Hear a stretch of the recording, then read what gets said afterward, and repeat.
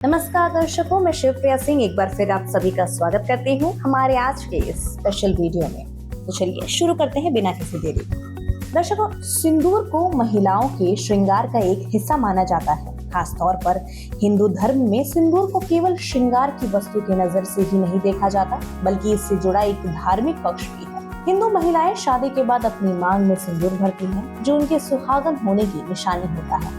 इसे पति की उम्र से भी जोड़कर देखा जाता है। ऐसे में सिंदूर से जुड़े कई अंधविश्वास भी हैं। विशेष तौर पर सिंदूर के गिरने, बिखरने या फैल जाने से जुड़ी कई शुभ एवं अशुभ बातें प्रचलित हैं। अलग अलग स्थिति और परिस्थिति में सिंदूर का गिरना शुभ और अशुभ हो सकता है। अगर मांग में सिंदूर भरते वक्त वह नाक पर या माथे पर फैल जाए तो यह शुभ होता है। इस स्थिति में आपको नाक या माथे पर गिरे हुए सिंदूर को पोंछना नहीं चाहिए। यदि आप सिंदूर को कपड़े या हाथ से पोंछती हैं तो इसे शुभ माना जाता है। आपको बता दें कि नाक पर सिंदूर का गिरना इस बात का इशारा देता है कि आपको अपने साथी से खूब प्यार मिलने वाला है। जी हाँ, कई बार ऐसा होता है जब सिंदूर लगाते वक्त वह जमीन पर गिर जाता है। ऐसे में मन में अजीब अजीब आशंकाएं आने लगती हैं। धार्मिक नजरिए से अगर आपके हाथ से सिंदूर दानी छूट जाती है और जमीन पर गिर जाती है तो इसे अशुभ माना जाता है। वहीं अगर जमीन पर रखी सिंदूर की डिब्बी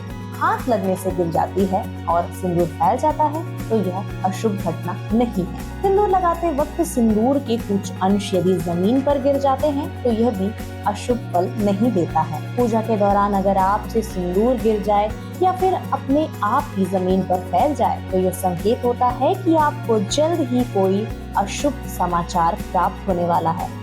इस स्थिति में पति पत्नी के मध्य बड़ा झगड़ा भी हो सकता है। अगर जाने अनजाने में सिंदूर लगाते वक्त आपके पैर पर सिंदूर का कुछ अंश गिर जाए तो यह ना तो अशुभ है और ना ही शुभ, मगर यह स्थिति संकेत देती है कि आपको अपने साथी के साथ जल्द ही लंबी यात्रा पर जाने का अवसर प्राप्त करवाएगा। अब यह यात्रा सुखद भी हो सकती है और दुखद भी। कुंवारी लड़की पर सिंदूर गिरना हर सूरत में शुभ होता है। खास तौर पर अगर शादी योग्य किसी लड़की के ऊपर सिंदूर गिरता है तो ऐसा होने पर उस कन्या का जल्द ही विवाह हो जाता है। हिंदू धर्म में कहीं कहीं यह परंपरा भी देखी गई है कि बहन की शादी के वक्त अगर कुंवारी छोटी बहन मांग भरने की रस्म में दुल्हन की मदद करती है तो उसका जल्द ही विवाह हो जाता है। सिंदूर से जुड़ी कुछ बातें ऐसी भी हैं जिसका हमें खास ध्यान रखना चाहिए।